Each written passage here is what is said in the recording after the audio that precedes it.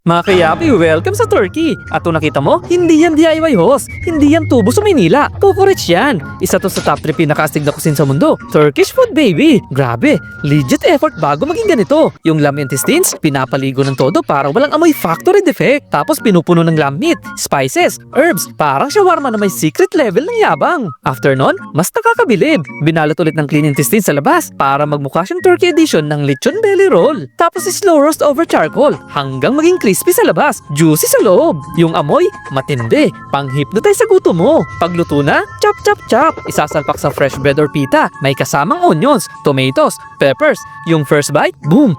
Crispy, juicy, smoky. Parang relationship mo dati. Pero ito, hindi toxic. Dito sa Turkey, street food royalty to. Pinagsasaluhan sa gatherings kasi malasa, matapang at memorable. Katulad ng taong hindi mo ma-move on. So Kuyapi, kakain ka ba nito? Yes or no? Comment yes kung try mo. Tapos itag mo yung tropa na kakain kahit di niya alam ano to. At syempre, follow mo ko for more kwentong malupit.